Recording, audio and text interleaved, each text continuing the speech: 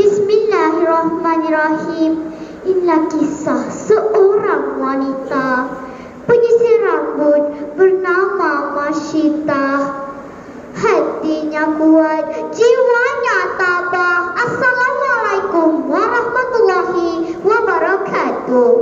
Terima kasih pengacara budiman yang saya hormati, barisan para hakim yang arif lagi bijaksana, penjaga masa yang setia, guru-guru dan rakan-rakan, serta hadirin dan hadirat sekalian. Masyitah bekerja di istana raja, tugas utama menyisir rambut Raja Fir'aun. Kejam orangnya, segala perintah mesti diturun. Masyitah merupakan seorang pelayan raja yang mempunyai keimanan dan kesabaran yang sangat kuat, dan tidak ada tolak bandingnya di dunia ini. Fir'aun adalah raja Mesir pada zaman Nabi Musa alaihi salam.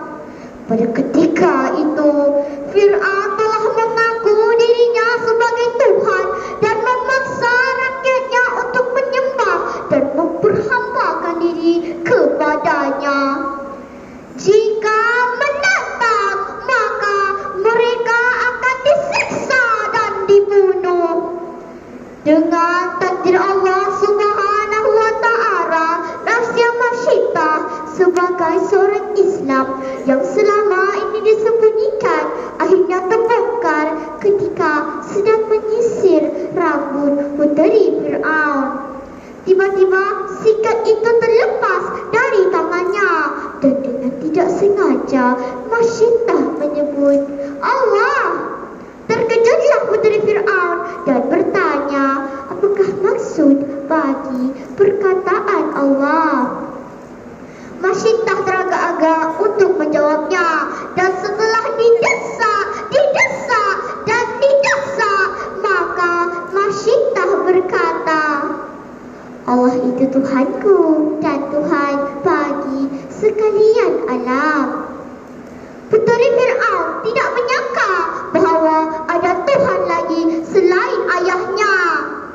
Ini mendorongnya untuk menceritakan apa yang terjadi kepada Fir'aun. Masyitah dipanggil dan siasatan dijalankan. Memang benarlah Masyitah dan keluarganya memeluk Islam. Dengan kuasa yang ada pada Fir'aun, Masyitah dan keluarganya dihukum bunuh, direbus hidup-hidup. Sesungguhnya sumbangan dan jasa Masyitah yang selama ini mengasuh dan mengurus istana Fir'aun sedikit pun tidak dikenang. Haman merupakan menteri yang diperintahkan untuk melaksanakan hukuman itu. Air direbus hingga mendidih. Selepas persiapan disediakan, Masyitah diberi dua pilihan oleh Haman, sama ada untuk terus hidup dengan aman dengan menyembah Fir'aun, ataupun dihambat ke dalam kawah yang panas jika terus beriman kepada Allah Subhanahu wa Ta'ala. Cintakan bunga akan layu, cintakan manusia akan mati, cintakan Allah kekal abadi. Itulah cinta, cinta yang hakiki. Hukuman bunuh yang dikenakan ke atas Masyitah dan keluarganya merupakan satu ujian daripada Allah Subhanahu wa Ta'ala. Allah Subhanahu wa Ta'ala hendak menguji sejauh mana kekuatan iman Masyitah. Dengan tenang dan tegas, Masyitah tetap dengan pendiriannya. Haman memaksa Masyitah dan keluarganya terjun ke dalam kawah yang panas.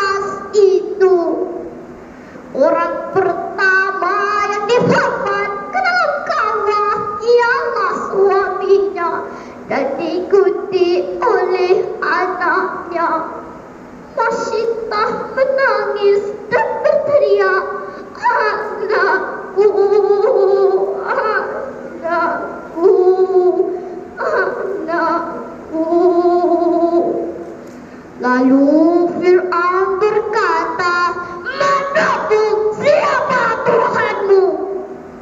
Masyitah menjawab, "Allah Rabbi wa Rabbu, Allah Tuhanku dan Tuhanmu."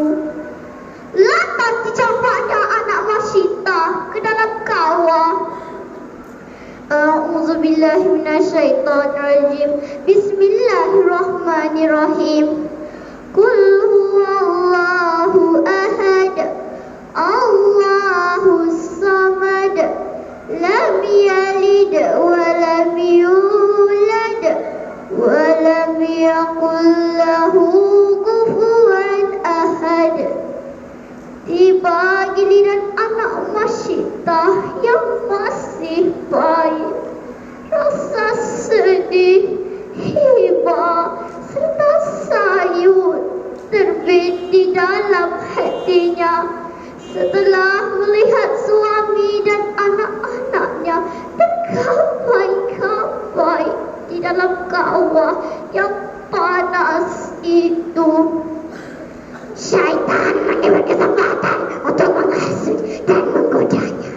Dibisiknya ke telinga Masyitah untuk merasa sedih dan simpati terhadap apa yang berlaku. Ini menyebabkan hati Masyitah menjadi serba salah. Walau bagaimanapun kuasa Allah mengatasi segalanya. Bayi kecil itu tiba-tiba berkata, "Wahai ibu, marilah kita menyusul ayah kerana ibu berada dalam kebenaran. Ibu, syurga menanti kita." Setelah mendengar kata-kata bayi itu, Masyitah terus terjun ke dalam kawah yang panas itu. Tamatlah riwayat hidup Masyitah dan keluarganya. Sesungguhnya Allah Maha Adil lagi Maha Bijaksana. Sebarang kezaliman dan kekecaman tidak dibiarkan begitu sahaja. Allah Subhanahu wa Ta'ala telah meruntuhkan kerajaan dan istana Fir'aun. Pengikut-pengikutnya mati terperangkap di dalam runtuhan tersebut. Wajarlah mereka mati di dalam kehinaannya. Sebaliknya, Masyitah dan keluarganya diberikan ganjaran oleh Allah Subhanahu wa Ta'ala. Sehinggakan Nabi Muhammad SAW tersyhadu bahawanya sangat wangi ketika melalui kubur Masyitah sewaktu perjalanan Isra Miraj. Walaupun Masyitah dan keluarganya hidup susah, hina, menderita di dunia, di akhirat kelak mereka hidup bahagia hingga ke syurga. Sepotong ayat Al-Quran berkaitan kezaliman Fir'aun dalam surah Hud ayat 99. A'udzu billahi minasyaitonir rajim.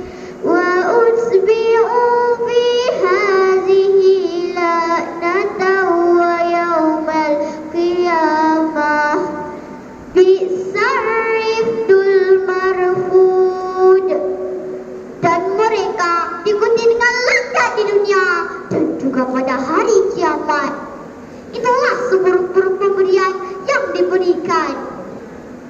Terdapat 4 pengajaran yang dapat saya ambil melalui kisah ini. 1. Tiada yang berkuasa selain Allah Subhanahu wa Ta'ala. Kedua, setiap amal baik maupun buruk pasti akan dibalas akhirnya. Ketiga, iman dan takwa tidak boleh dijual beli. Keempat, ingatlah orang yang kufur, sombong, bongkak, zalim, nerakalah tempatnya. Na'udzubillahi min zalik. Sorong papan tarik papan, papan ditarik dibuat sampan. Cerita ini jadikan panduan berbuat baik sesama insan. Wabillahi taufiq wal hidayah. Wassalamualaikum